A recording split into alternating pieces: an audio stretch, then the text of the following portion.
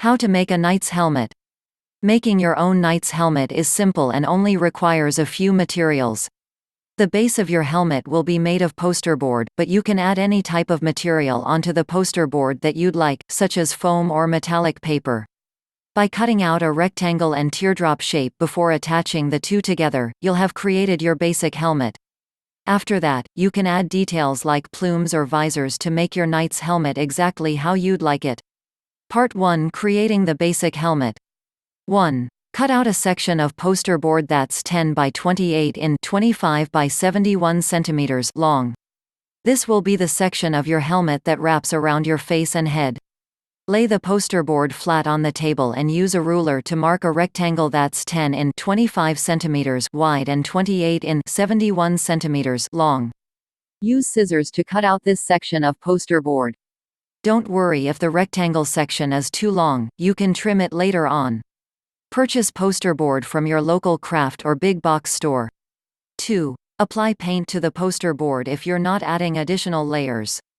If your helmet is just going to be made of poster board, feel free to paint it a solid color like silver or gold. Use spray paint for a quick application, or use a paint brush and acrylic paints to paint the helmet section using even strokes. Use 2 coats to ensure the poster board is fully covered. Let the paint dry completely before continuing to work with the poster board. This should take 1 to 2 hours. 3. Fold the poster board in half crosswise. Fold the poster board horizontally instead of vertically so that it opens like a book. With the poster board folded in half, its new dimensions should be 10 in 25 centimeters by 14 in 36 centimeters. Once the poster board has an even crease, unfold it and lay it flat again. 4. Attach additional material to the helmet if desired. If you're putting foam or colored paper on your helmet to make it textured or colorful, use an adhesive like glue or tape to attach the material to the poster board. Make sure you don't cover up the fold you just created, lining up the paper or foam with the fold before attaching it. Flip the poster board over so that any excess foam or paper is visible, cutting it off using scissors so the poster board and additional materials are in line with each other. 5. Form the top of the helmet in the shape of a teardrop. The top of the helmet is made by drawing a circle slightly larger than your head onto a piece of poster board and any other materials you're using with the poster board. Once the circle is drawn, make a dot a few inches away from the circle, connecting it to the circle using a ruler so that the shape now resembles a teardrop. You can find templates online for the top of the helmet to make creating it easier. Consider creating a double layer of poster board to make the top sturdier. Use a plate to help you draw a perfect circle, if desired. 6. Create a slit in the helmet for the eyes. Hold the rectangle section of the helmet up to your face with the fold at your nose, figuring out where the eyes would go. Measure a rectangle that's roughly 5 in 13 centimeters wide and 4 in 10 centimeters high. This will be your eye slit. Use scissors or a precision blade to remove the eye portion from the large rectangle. Make sure the center of your eye slit is lined up with the fold in the helmet. 7. Tape the sides of the helmet together so it's whole. Join the 2 ends of the rectangle together, putting it on your head or the other person's head to see where you'll need to attach it. Use tape or a stapler to hold the 2 ends together. To hide the tape, put it on the inside of the helmet. Masking tape or duct tape works best. 8. Slide the top section into the helmet to attach it.